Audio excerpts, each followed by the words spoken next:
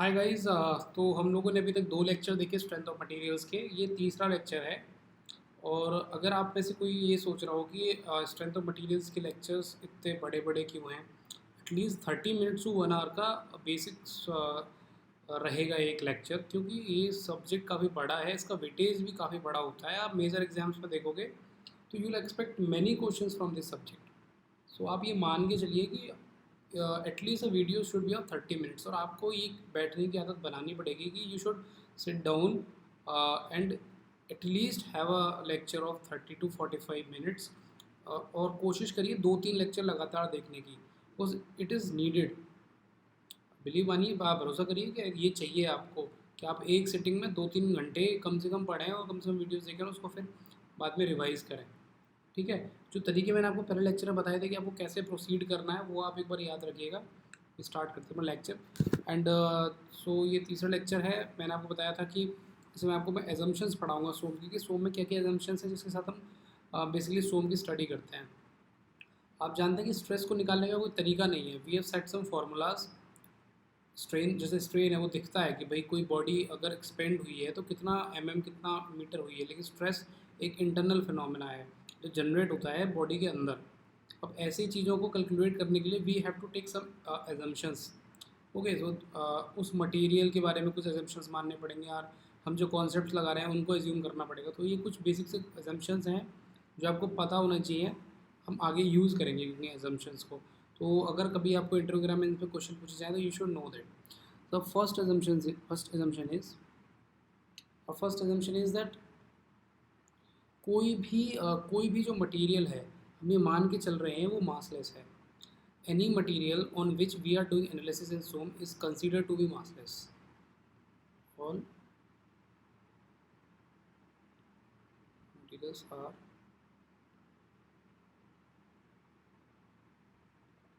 To be massless. Okay, ऐसा क्यों? क्योंकि सोम में हम जो स्टडी करते हैं वो एक्सटर्नल फोर्सेस की वजह से आने वाले चेंजेस को स्टडी करते हैं, ना कि इंटरनल मास की वजह से। इंटरनल फोर्सेस की वजह से स्टडी करते हैं, एक्सटर्नल फोर्सेस जनरेट किए गए चेंजेस, डिफॉर्मेशन और स्ट्रेस, इन सब की स्टडी करते हैं।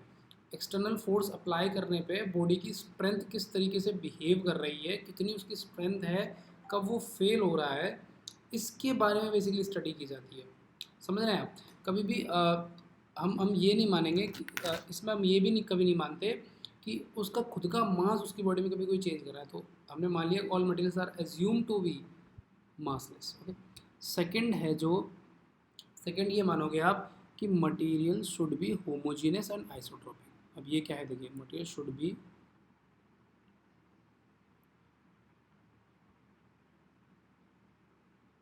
Homogeneous and isotropic. ओके। अब ये क्या है, आप समझिए। होमोजीनियस का मतलब हो गया, होमो मीन्स होता है सेम, और जीन्स कब हो गया, जीन्स। जीन्स बेसिकली यहाँ प्रॉपर्टीज़ को बोला गया है। ऐसे ही यहाँ पे आइसो का मतलब भी होता है सेम एट आ ड्रॉप। देखिए, ये क्या कह रहा है, homogeneous, it will be having the same properties, same genes और same properties. It will also have the same properties, same iso, but there is a difference. Like if I take this material, okay, this is any bar or block or something, and if in case of homogeneous the material will be same it in a given direction at any point throughout the body, in a given direction. Let's say the material are same in the x-axis. Okay, so x-axis or this direction, the properties are same in any direction, sorry, in this direction only, at any point throughout the body, at point A, B, C, D, or I take infinite points. At all the infinite points, the property will be same. Property will be same in a given direction. So homogeneous, we can say homogeneous materials are those materials which have same property, same elastic property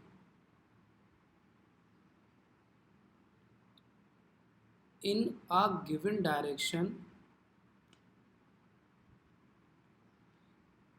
at any point throughout the body. Clear? इसमें कोई direct कोई दिक्कत है?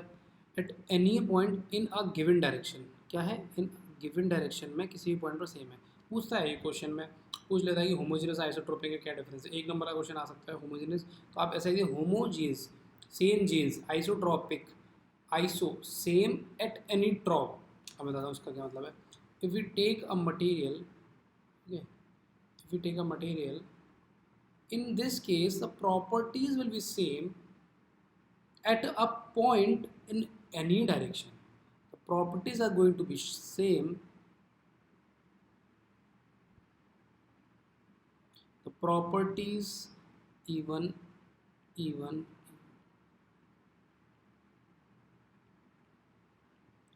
properties are going to be same in any direction at a given point.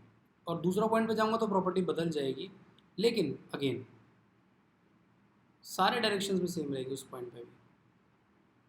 तो हम कह सकते हैं कि are the isotropic material are those material which have, same रहेंगी लाइन यहाँ तक, material which have same elastic property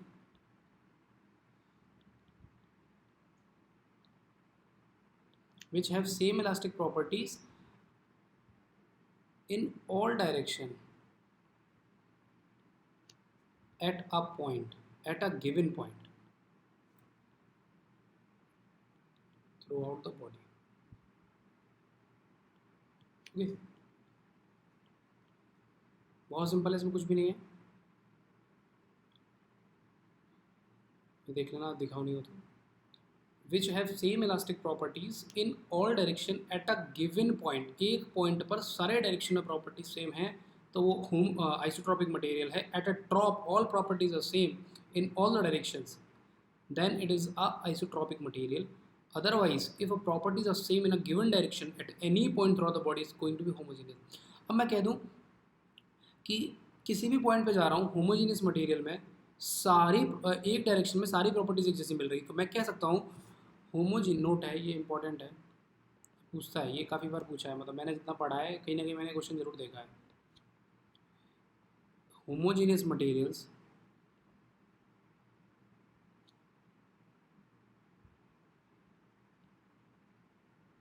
are independent of point,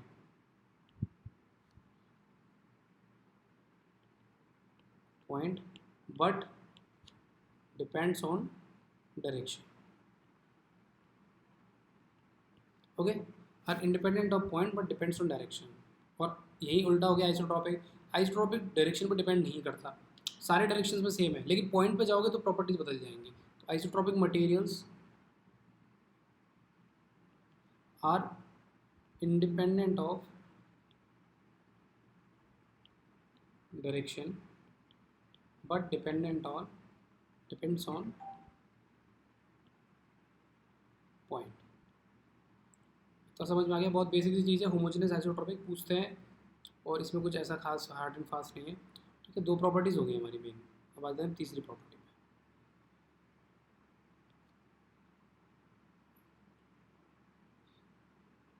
the third property we can say कि in strength of materials all materials are assumed to be prismatic, all materials are assumed to be prismatic। अभी prismatic क्या है? Prismatic materials are the materials whose cross section area is going to be same, is constant, is equal throughout the length of the body। समझे? ऐसा material जिसका cross section area same रहेगा उसकी पूरी length के अनुसार। For example this bar,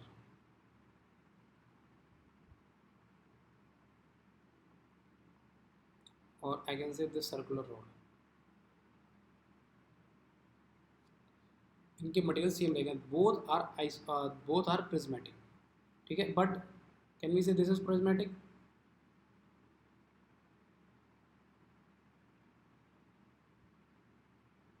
can we say this is prismatic? No, cross section is, this is not prismatic and these are prismatic.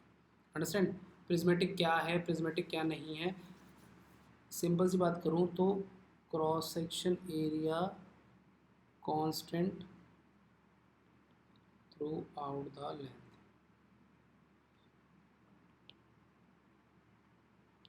ठीक है, समझ आ गया इतना? Okay, fourth point. अब ना फोर्थ पॉइंट पे हम ये मान के चलते हैं कि इन स्ट्रेंथ ऑफ मटेरियल्स, मैं आपको पहले बता चुका हूँ, we are only going to deal with in the elastic limit, we are only going to deal within the elastic limit. In SOM, all analysis is done within the elastic limit.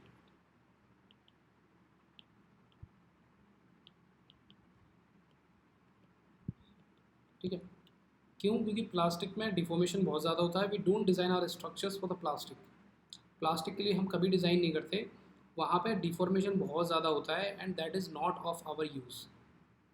हम सो में elastic तक बात करें जहाँ पर deformation बहुत कम होते हैं, लोड लगाने पर डिफॉर्मेशन फेड आउट हो जाता है, चला जाता है, हम वहीं तक की स्टडी करते हैं। इसीलिए हम कभी इसमें ट्रू स्ट्रेन और ट्रू स्ट्रेस की बात भी नहीं करते, only we deals with the engineering stress and engineering strain, that is P by A, and that is change in length upon length, or we can say change in dimension upon dimension, वो आपका मर्जी है आप कैसे लिखते हो, length को हम स्टैंडर्ड मान के चलते हैं, ठीक है। और अब इलास्टिक लिमिट में है, इलास्टिक लिमिट में है तो materials also follows the Hooke's law, ठीक है। एक तो ये हो गया कि इंजीनियरिंग ये रहेगा, और दूसरा materials also follow the Hooke's, material follows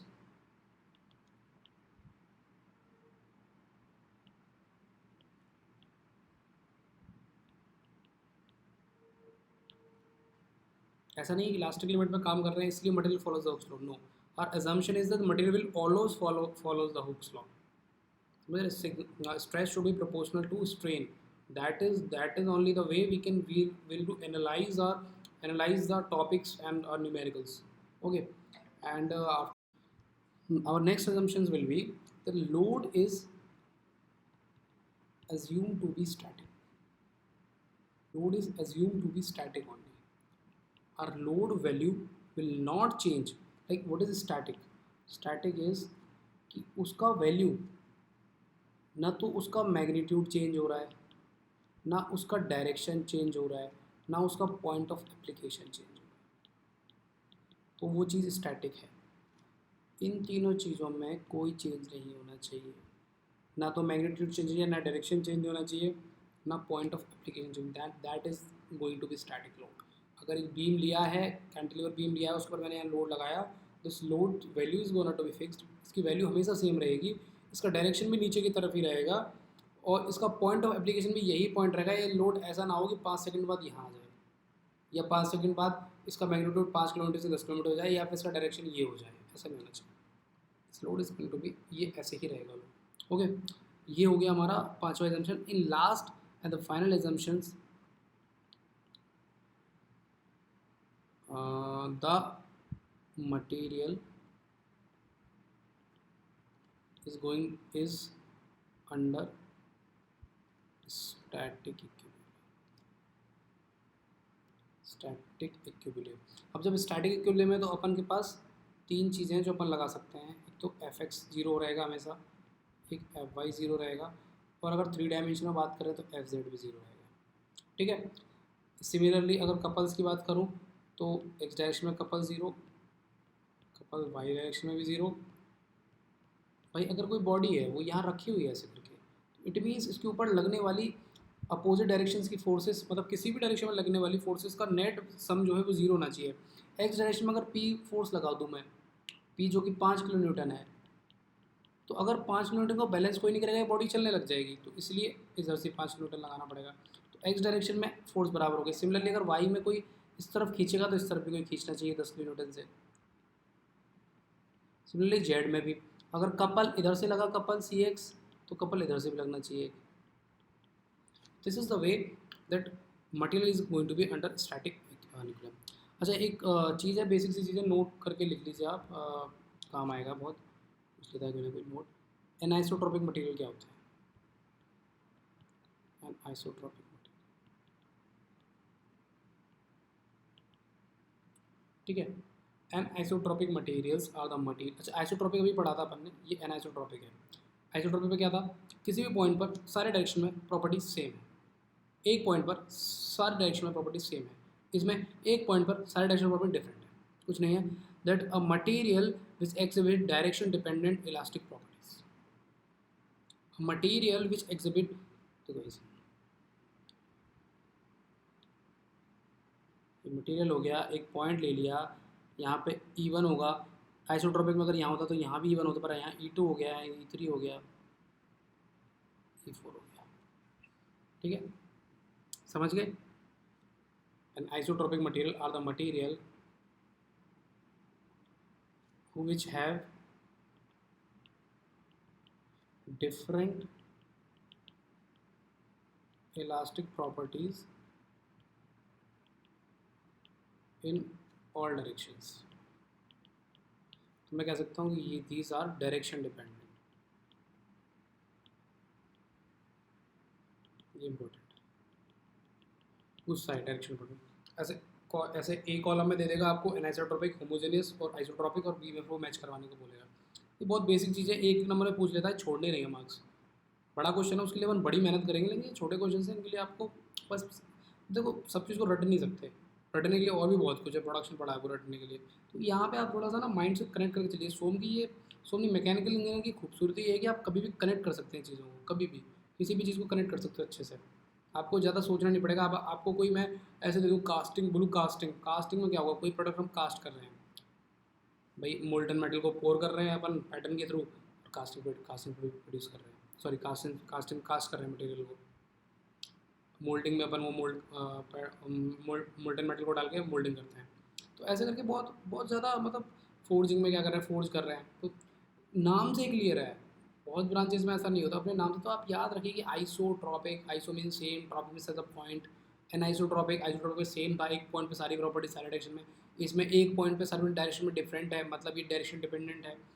वहाँ ज़्यादा सोचना नहीं, याद नहीं करके जाना, बस ऐसे पता होना चाहिए, ठीक है। इतना हो गया, अब आगे चलें।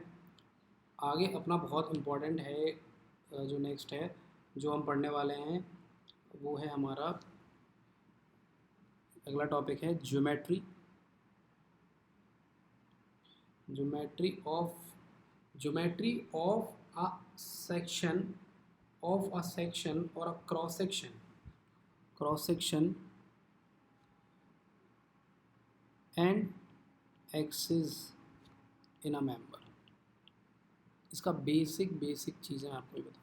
देखो क्या है geometry of a cross section. देखो, अगर किसी लोगों को मैं स्लो लग रहा हूँ तो वो यूट्यूब की स्पीड में 1.5x करके पढ़ सकते हैं, कोई इशू नहीं है।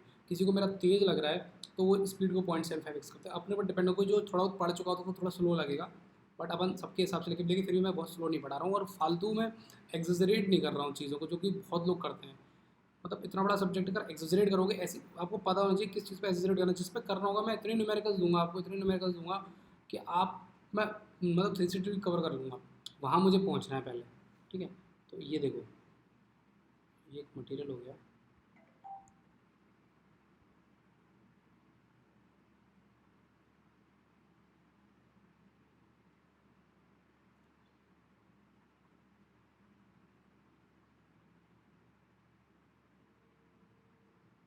ठीक है। इसको हटा देते हैं, चलो ऐसे ही किसी किसी के। अब इस मटेरियल में मैं मान लूँ कि इसका जो ये है, ऐसे हो गई और गड़बड़ी बना है, पर इट्स ओके, बन ठीक है। अब इसका जो सेंट्रॉइड है, इस क्रॉस सेक्शन को यहाँ होगा, इसका यहाँ कहीं होगा। मैं इनसे मिलाने वाली किसी एक एक्सिस को पास कराऊँ अगर, ठीक है, एक एक्सिस इन दोनों क्रॉस सेक्शन के सेंटर से पास हो रही है, समझ गया, इन दोनों क्रॉस सेक्शन के एक सेंटर से एक एक्सिस पास हो रही है। थोड़ा रियलिस्टिक करें,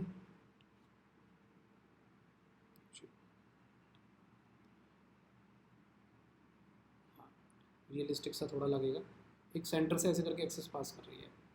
और दो एक्सिस हैं हमारे पास, वो कैसे हैं,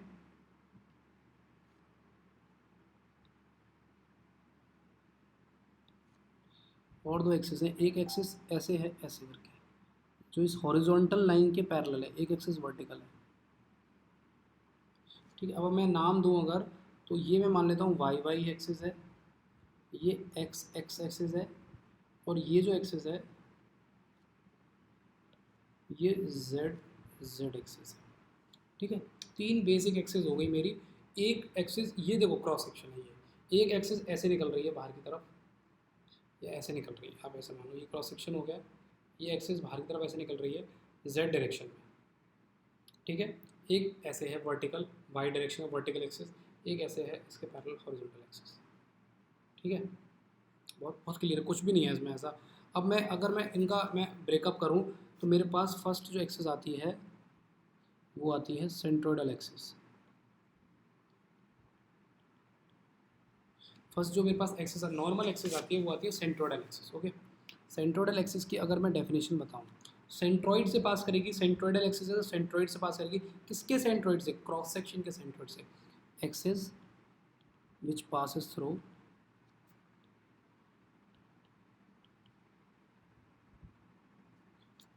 cross section of a sorry, which passes through centroid of a cross section,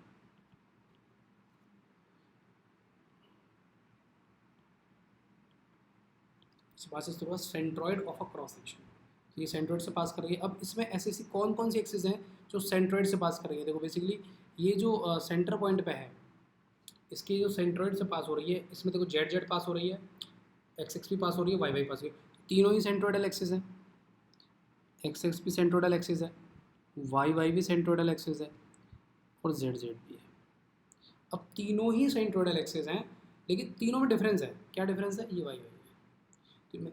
जो एक्स एक्स है वो क्रॉस सेक्शन के पैरेलल है, पास कर रही है, लेकिन एक्सेस पैरेलल है, वाई वाई भी क्रॉस सेक्शन के पैरेलल है, लेकिन जेड जेड जो है वो perpendicular to the cross section है, समझ रहे हैं। तो मैं कह सकता हूँ कि जो एक्स एक्स है this is also centroidal axis, but it can also be written as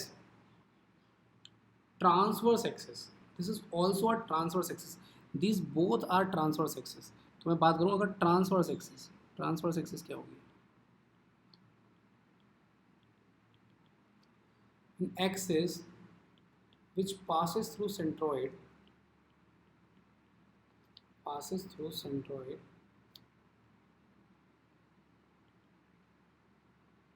but parallel to cross section, ठीक है। एग्जाम्पल क्या हो गया, X X comma Y Y, ठीक है, which passes through the centroid of a cross section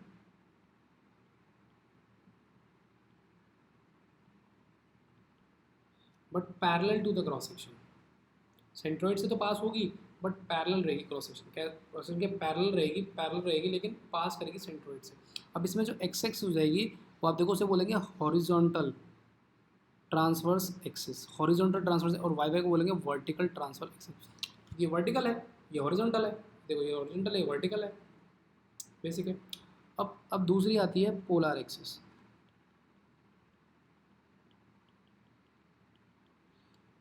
axis which pass through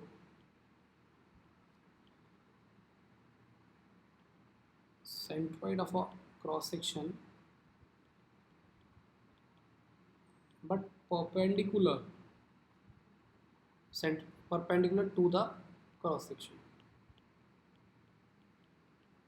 अब कौन सी axis हो गई, an axis which passes through the centroid से पास करेगी, और कैसी होगी, perpendicular to the cross section, this तो ये होगी जेड जेड, इसको हम पोलर एक्सिस भी बोलेंगे। समझ गए? कुछ इसमें हार्ड एंड फास्ट नहीं है। एक एक्सिस और बची, उसको बोलते हैं हम longitudinal axis.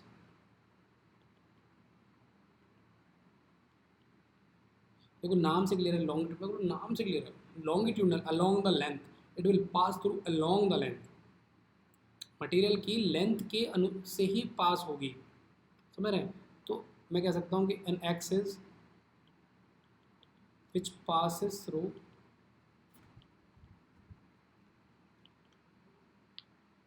centroid of every cross section, which passes through centroid of every cross section within the body।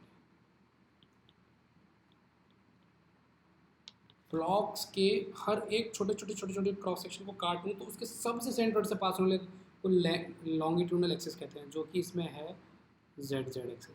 आप बोलोगे, कुछ तो कहोगे पोलार भी है और लॉन्गिट्यूडनल जेड जेड भी है।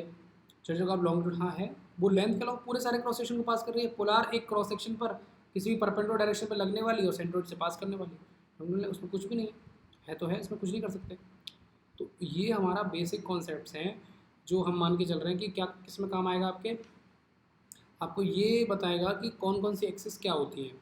अब मैं आपको इन अगर कोई लोड लगाया है तो हम कैसे फाइंड आउट करेंगे कि वो कौन सी एक्सिस के लॉन्ग लगाया है, ये मैं आपको कल वाले लेक्चर में बताऊंगा। मतलब अपने नेक्स्ट लेक्चर में आपको ये बताऊंगा कि कौन से जैसे कोई लोड लगा दिया इन्होंने ऐसे और सेंटर से पास हो रहा है, तो अब इस लोड को क्या कहेंगे? वर्टिकल है, वर्टिकल वर्टिकल ट्रांसवर्स शियर। वहीं अगर सेंट्रोइड से पास हो इसेंट्रिक हो जाए तो वर्टिकल इसेंट्रिक ट्रांसफर लो। ट्रांसवर्स क्यों है? क्योंकि पैरेलल है। ट्रांसवर्स का मतलब पैरेलल, लेटरल ट्रांसवर्स एक ही बात है, पैरेलल है। इतना समझ में आ गया? बहुत सिंपल है। इतना अब कल के लेक्चर में, मतलब नेक्स्ट लेक्चर जो है लेक्चर 4 जो होगा, उसमें आपको बताऊंगा कि लोड क्या कितने टाइप्स के होते हैं, फिर उन लोड को लगा के दिखाऊंगा पूरे सेक्शन पे, और उसमें बताऊंगा कि आपको क्या नाम है, कैसे फाइंड आउट करना है कौन सा लोड क्या है, जिससे हम क्वेश्चंस की तरफ बढ़ेंगे। फिर हम स्टार्ट करेंगे अपना एक्सियल लोडिंग डायग्राम्स, जो कि हमेशा एक क्वेश्चन आता है, हमेशा कहीं ना कहीं आपको एक क्वेश्चन 10 नंबर का जरूर मिलेगा, मेंस में भी आता है और दूसरे में भी आता है। ठीक है, ओके, थैंक यू।